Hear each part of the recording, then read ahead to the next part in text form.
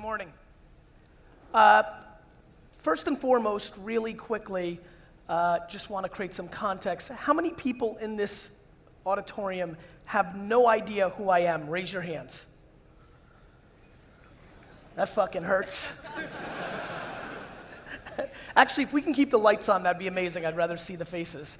I figured that was the case, so I'm going to take a few minutes to give you context of where I come from, and then we can go into the spiel, and then I guess we'll do some Q&A. I was born in Belarus in the former Soviet Union. I came to America when I was 3 years old, and I was extremely poor, as you could imagine. My family lived in a studio apartment in Queens, New York, with 8 family members. My dad got a job at a liquor store getting paid $2 an hour, and that's where our American dream started.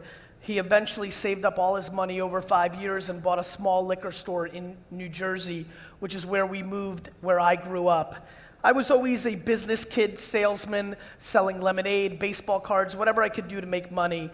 When I was 14, my dad dragged me into the liquor store that he owned, and I went from making $1,000 a weekend selling baseball cards to making $2 an hour bagging ice for 15 hours a day. So went from $1,000 a day to $30 a day. I call those the shit years. Somewhere around 16, 17, I fell in love with the idea of wine, and more importantly, collecting wine. At this point, to take it a step back, I want everybody to understand, by the time I decided I wanted to run my dad's business, I was probably 18 or 19 years old. I had never even owned a computer in my life. I had probably spent less than 5 hours of my entire life at 18 years old in front of a computer. I'm a little bit older than some people in this room, and so that's just the way it was. I mean, there's a lot of people in this room that don't remember the world pre-internet, but it existed. And so, you know, I thought that I was gonna open up 100 liquor stores, 100 wine stores across America, you know, one day sell it and buy the New York Jets, which is an American football team, which is my business and life goal still to this day. In 1994, I went to college, and I was in my dorm room playing Madden 94 on Sega Genesis, and my friend ran in, and he said, "You have to come and see this." And so after I finished my game, I went into my friend's dorm room, and him and 7 of my friends were sitting in front of a computer, and it was the first time that I had ever heard coo-coo, which is old school dial-up internet, and my friends stood in front of this computer, and my friend Joe looked at me, and he said the words that changed my life forever. He stood in front of this computer. I had never seen the internet before. I said these profound words: "Is this the information superhighway?" You know, that's what we called it then. And he looked at me and he said, "Yeah." He goes, and these are the words that changed my life. He's in front of a computer. He looks at me and he says, "We can get chicks on this thing." And so we proceeded to spend 7 hours on AOL talking to what we think was girls. Somewhere about 5 minutes into this process, I sat there, again, this was old school, like there was a guy in front of a computer and 7 people like hanging over it. I stood there, and about 5 or 6 minutes into ever seeing the internet, I said, "Holy crap, I think I can sell shit on this." And I decided by that night that I no longer needed to open 1,000 liquor stores, that I was gonna figure this thing out. There was something here. By that summer in 1996, about a year later, and into that summer, in 1996, I launched WineLibrary.com, which was the second e-commerce wine business in the United States. The site cost me $15,000 to build in 1996. In the first year of operations, the entire site sold $800 worth of wine. That's exactly right. I don't know how many of you have a Soviet father, but Sasha was not happy with that ROI. What was interesting was that nobody was committed to it. I was still somewhat in school. I still had no fucking idea what to do with websites, and most people were not comfortable with putting their credit card into a computer back then. What's interesting to me, and what I want to spend the rest of my time talking about, is how did I go from 1996, that site doing $850 in sales, to the fact that when I did take over my dad's wine business in 1998, it was a $3 million business, and in a 5-year window from 98 to 2003, I grew that business from a $3 to a $60 million business. I did it with all the tactics and skill sets that most of this room has. In 1998, most people weren't thinking about, email marketing. They definitely weren't thinking about AdWords or banner retargeting or all the quant-driven stuff that many people think about here. Look, I wasn't really that kind of character. I think I'm more qual, more creative, more, emotion, more pizzazz, more salesman. But layering this data and all these other things were really the backbone of how I built this business. The thing that I want to spend most of my time in this talk, though, about is as I got ready for this conference and I started understanding who's in the audience and I followed the hashtag and tried to really bring value here today, the thing that I want people to understand is there's 2 core words that I spend a lot of time thinking about right now. The new thing that I'm spending most of my time on is something that I call the attention graph, right? At the end of the day, we're all battling to create a conversion, to sell something, whether you're hardcore DR and math and quant, or if you're trying to build a brand and play the long game. A lot of people in this room, as I was digging down the rabbit hole on my flight and looking at what you did for a living, there's a lot of people in this room that have really figured out conversion, right? Really understand the value of the current state of the internet. But the thing that I spend almost all of my time on is lifetime value, right? Because the thing that's happening right now with my smartest math-driven quant friends is there's a disrespect to what happens to create an actual brand or business for the long term. If this was just a math game, Groupon and Living Social and Zynga would have won this a long time ago. So what I'm really trying to figure out is if people are really understanding the mix of the two. And the value, my friends, is in the attention graph. Let me explain. I have 1.2 million followers on Twitter. That's in 2015 in February. In 2007, when I had 100,000 followers on Twitter, I was getting dramatically more conversion because the supply of noise was so different. We live in a world where I know more than anything. Guys, let me take a step back. You don't mind, Mike? Let me just take a step back. More than I know that the sun will come up tomorrow, I know one thing. Marketers ruin everything. And I need everybody to understand that. How many people here have done email marketing in their career? Have done email marketing, understand it? Raise it high, get with me. I wanna see this. Perfect. In 1997, I had a 240,000 person wine email list that had 91.1% open rates. Thank you, Germany, have a good night. And this is why this is a fun room for me, because I know who's in this room. 73% click-through ratio to the product or the buy button. 1997. Now, I'm sure all of you know that those numbers are not gonna be touched. You know why? In 1997 in America, marketers hadn't fucked up email yet, right? At that point, when you got it, you read everything. For all the old school people in here, in 94, 95, we read every fucking word of every email. That's right. And when Google AdWords came out, I bought the word wine on Google AdWords the day Google AdWords came out for 5 cents. And owned it for 9.5 months before anybody bid me up. That's how you win. That's the arbitrage.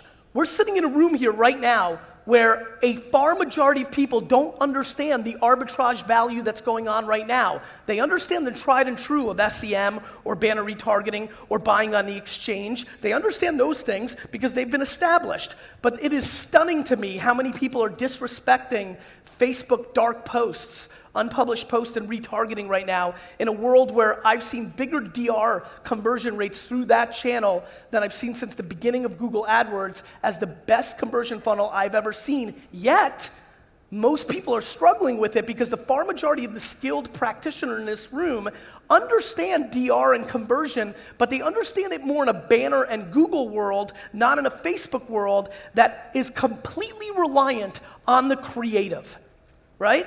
Because understand one thing, right this second, Facebook is sitting on the biggest data and most accurate data set we've seen ever. It is stunning how far down the rabbit hole and how much we can use our other data and implement it and create lookalike audiences and create conversion. Yet, even though for the last 20 months, the best practitioners have been exposing this, the market is still not aware. So I can still drive $2 and $3 and $4 CPMs to websites right now off of Facebook, but they were $1.50 5 minutes ago, and they're gonna be $11 CPMs in 5 minutes as the market corrects. See, the game we need to keep playing, and the reason that I was able to build that business, and the reason that I've been able to continue what I've done, and the reason I invested back in 2006 and 7 and 8 in things like Twitter and Facebook and Tumblr, is that it's just always the same old game, my friends,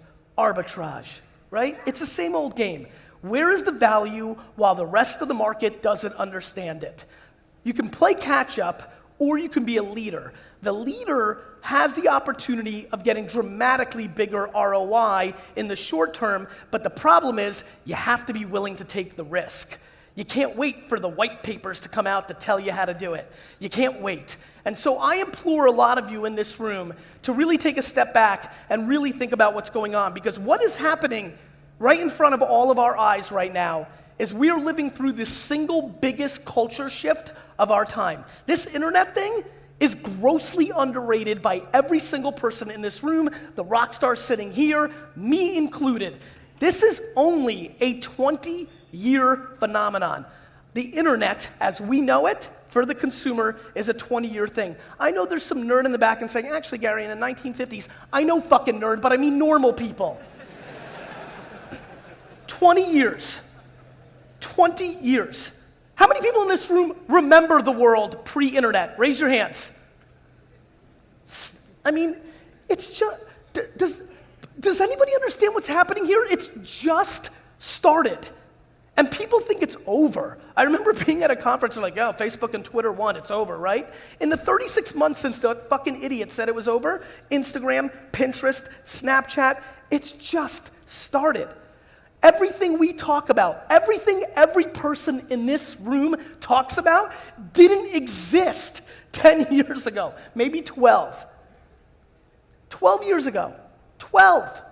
None of this shit existed. So I implore everybody to understand a couple things. One, if you're not thinking about lifetime value, your play only lasts for so long. And so while you're converting or doing whatever you're doing, and more importantly, actually I'm going to take another step back. Marketers, brand people, ad tech people, please, can we start making the conversation about depth versus width? Like, I'm so tired of how many fucking impressions or awareness this has created. I don't know about you guys, but like, when I was building my wine business, there was no justification to Sasha that a lot of fucking people heard about it. He was very simple. He's like, how many bottles of Pinot Noir did it sell, right? Super simple. And so what's happening in the marketing world is we're scoring for the sake of awareness, and we're not understanding what it's doing for sales. On the flip side,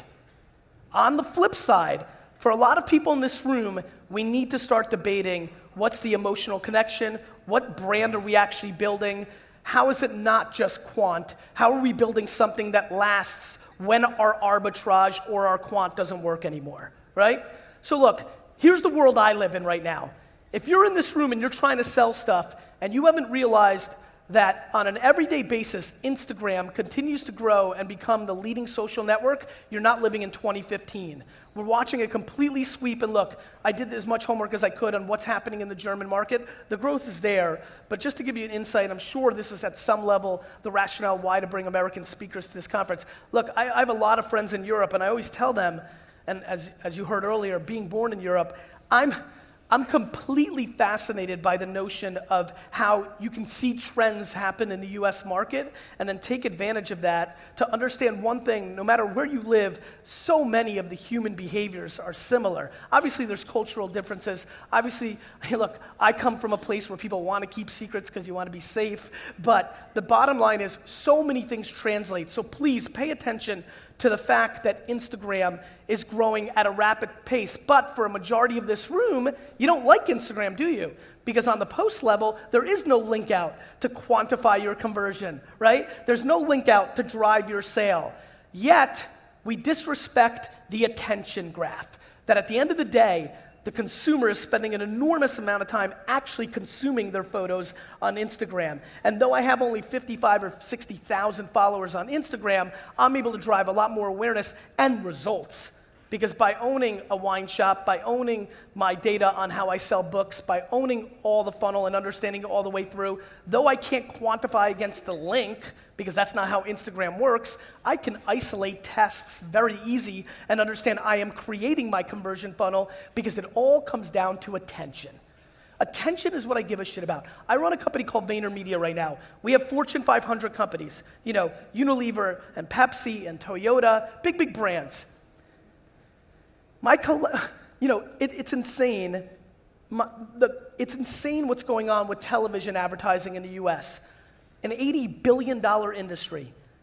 And all we're trying to do, look, no matter what you do in this room, no matter what you do, every person in this room has one job. The job is to grab somebody's attention and then tell them your story and then sell them your shit.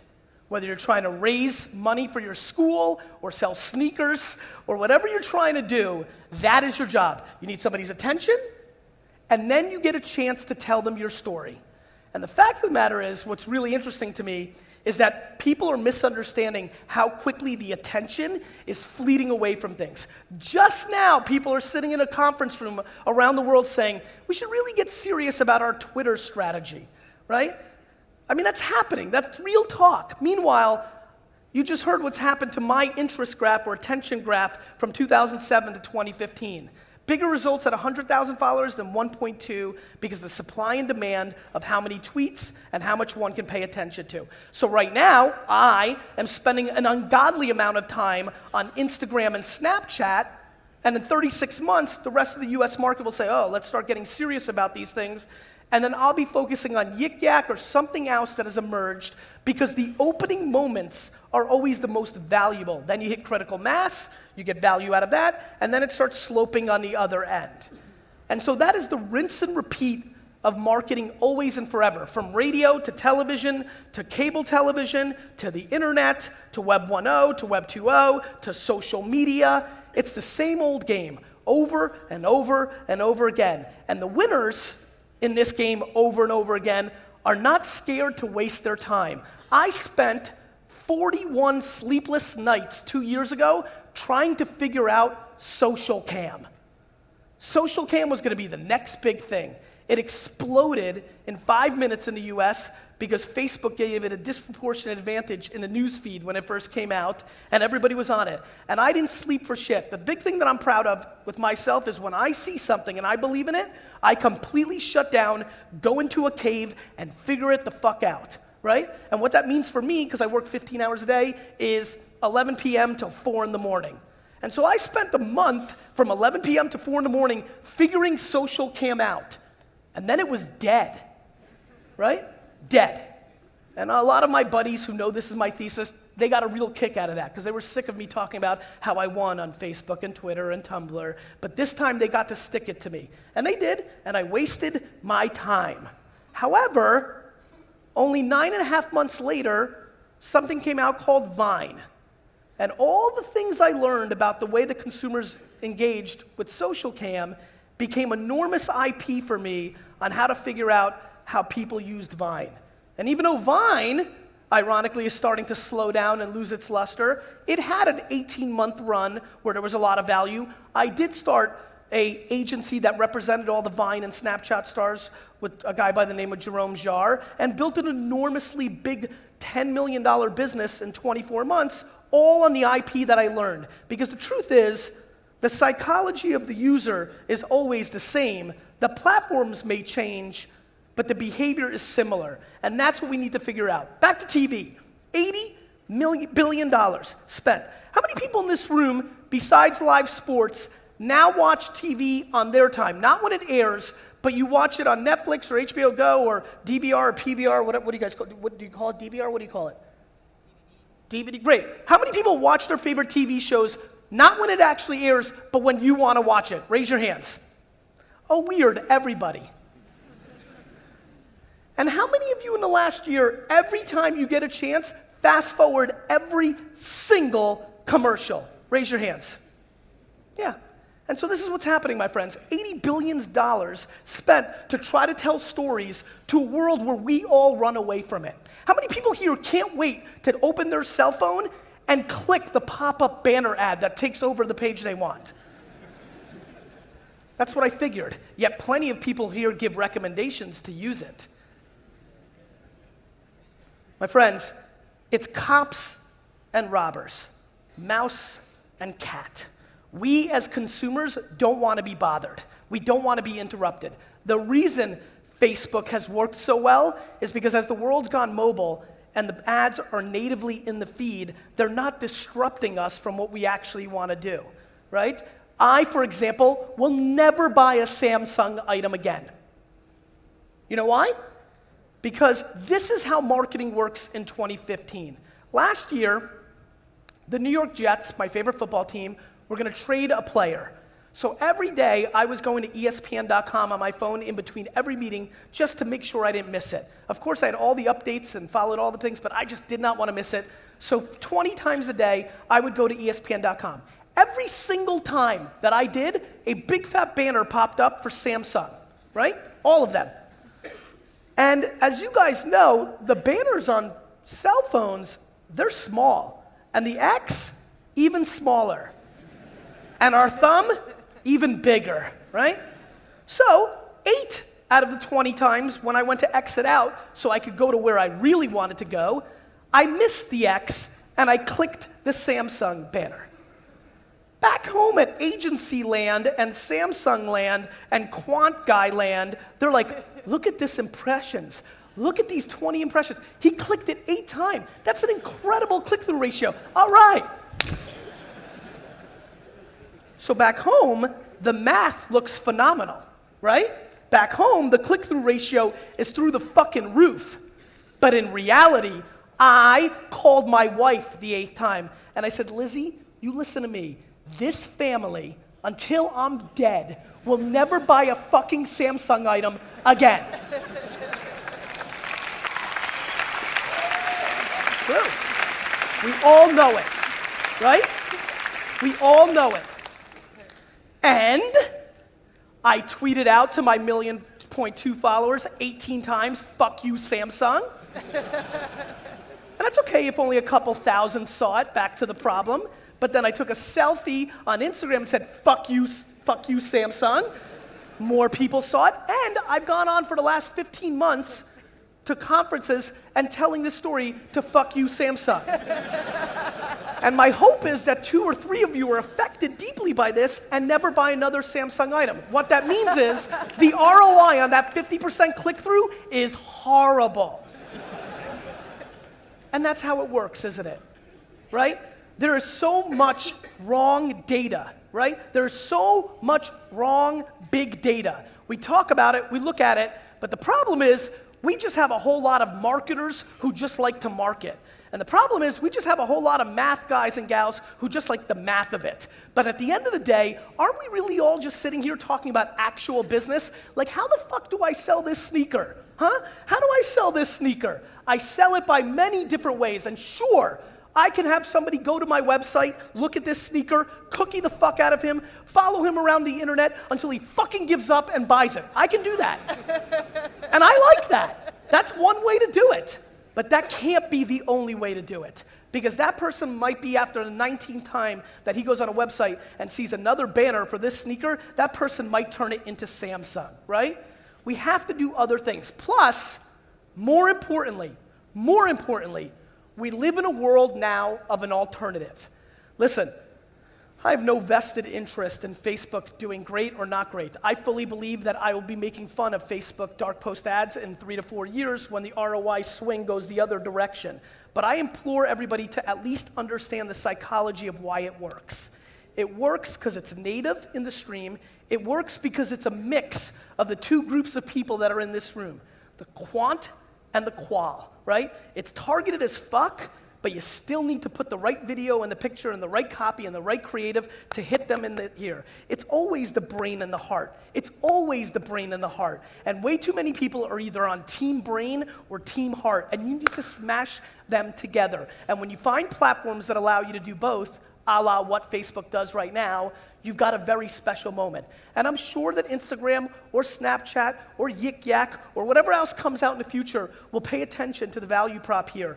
And it is a major value prop. And so if I can get anybody here, especially on the quant, banner, retargeting, math side, to please take a deeper look into that world, you will see humongous dividends. But please go into that world with much bigger eyes to recognize you need to respect the creative, because the creative is always the variable to the conversion.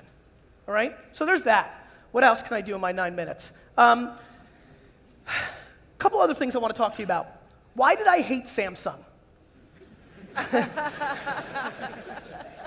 It's something I want you guys to spend a lot of time on, and ironically, the answer is time. I invested in Uber pretty early on. I missed the first round or two, which was a huge mistake on my part because I love Travis, but then I finally invested in it, and I'm still going to do great, and I'm excited about it.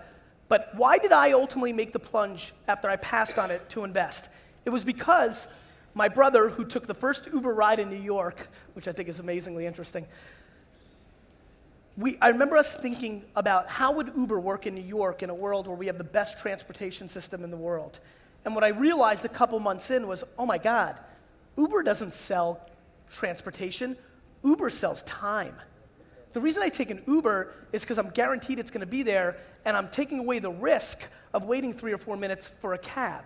Uber sells time. The reason I was pissed at Samsung was because every time I clicked that banner, it took me another 100th of a second to exit out the website and go back to where I wanted. And that 100th of a second really matters to me. If you take a step back with me, my friends, right now and journey with me, I promise you, outside of the health and well-being of the people you love the most, and second, your money, the thing that you value the most in the world is time. Think about the last time that your phone or your laptop where the internet was a couple of 100 seconds slower than normal. Think about how pissed you were, right? It's crazy how these seconds have become so valuable in a world where we're getting pounded all the time, where every minute counts. How many people in this room, this is back to the old school, pre-internet. I mean, I grew up pre-internet. I worked before the internet completely took over. How many people here remember when you worked 9 to 5, 9 to 6, 9 to 7, that was it, that the day was over? Remember that world? That world doesn't exist anymore. You're getting pounded 24/7, 365. And so what's happened in the world that's become so intense is we value time so much more. And so, why am I telling you this? I'm telling you this because that's why my open rates on email have gone down from 91% to 35%. It's why my tweets aren't being engaged with as much. It's the supply and demand of attention. And the core pillar of that is your time. So we as marketers, as business people, as who we are in the world, we need to figure out when we're doing executions, are we actually respecting the person on the other side's time? Are we actually caring about that at all? Because every second that goes by, that is becoming a bigger and bigger importance and value prop to the end consumer. And so many of our tactics completely disrespect that. And it's something that I want a lot of people to think about. So, what else? Outdoor media. I know this doesn't sit for a lot of people in this room, but it's a perfect example for me of behavior changes because we're living through the biggest culture shift of our time. Billboards, multi-billion-dollar industry around the world. Do me a favor when you leave this conference. If you happen to be driving in the next couple of months, look around. I promise you, there's not a single person that's a passenger in a car anymore that is not looking down at their phone. So how can the ROI of a billboard be as valuable as it used to be when the attention is going in the other direction because of the technology shifts we're living through. As a matter of fact, do me a real big favor. When you're driving, make sure you look over. I promise you another thing. Forget about the passenger. 3 out of every 5 of the drivers, they're also looking at their phone.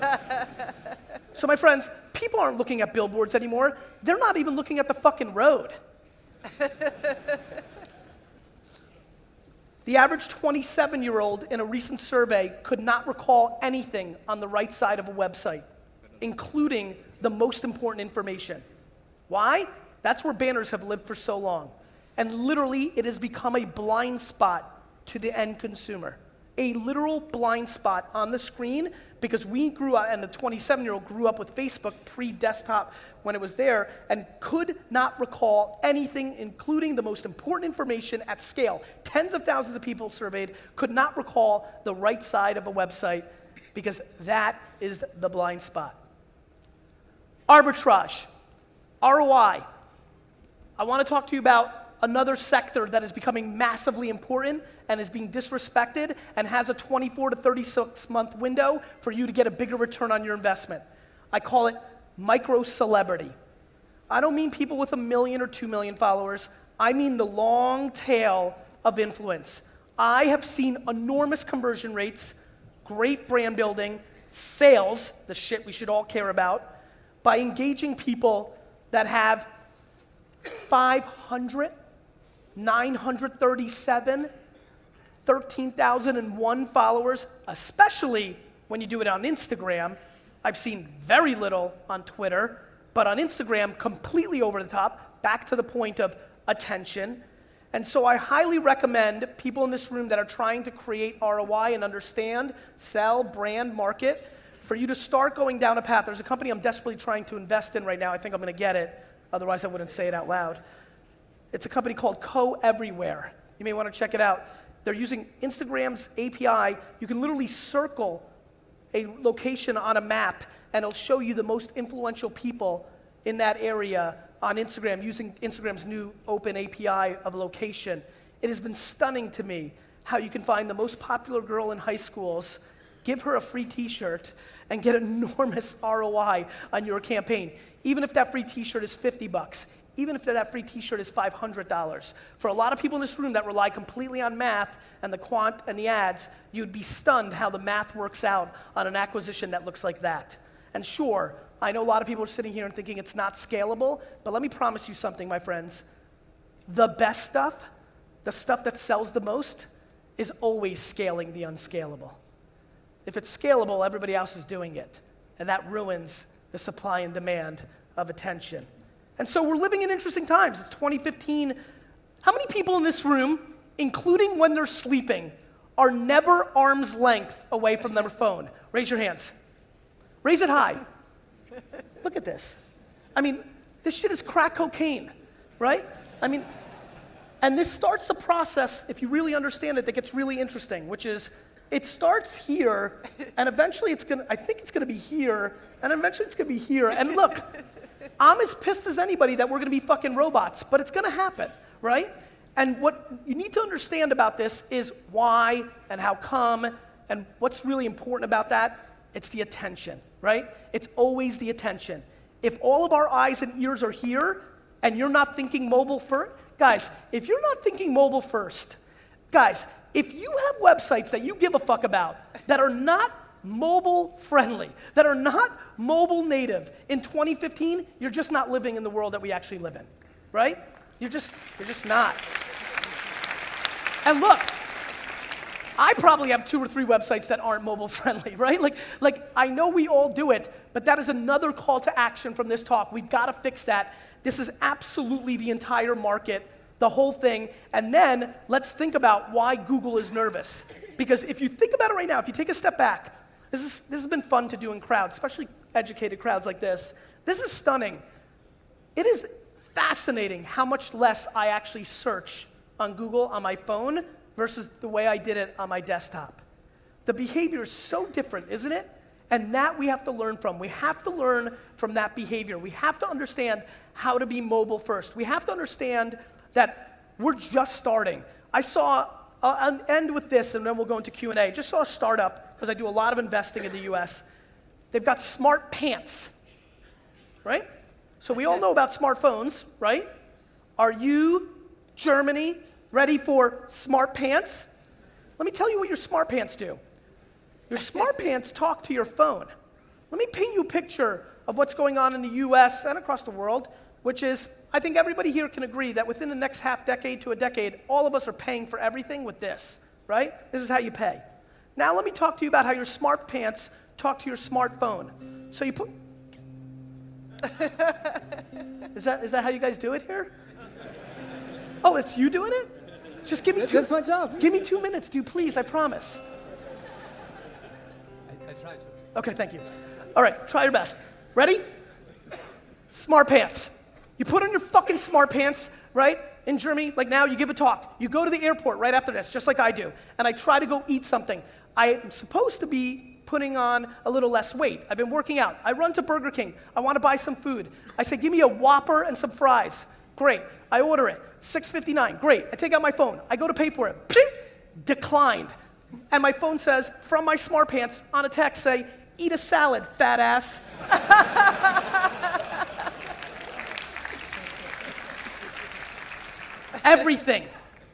Everything in our lives over the next 2-3 decades will be smart. Our wine glass will tell us to drink the wine because it's getting warm. Our pants will tell us to eat a salad. We have to understand, in a connected, fast-paced world, attention is the only asset, and if we as marketers continue to disrespect the consumer and continue to force them to click our buttons and only rely on the math and make us feel good and not recognize that we're hurting our brands, not helping, over the long term, we will lose. And I implore you not to lose. Thank you. Thank you.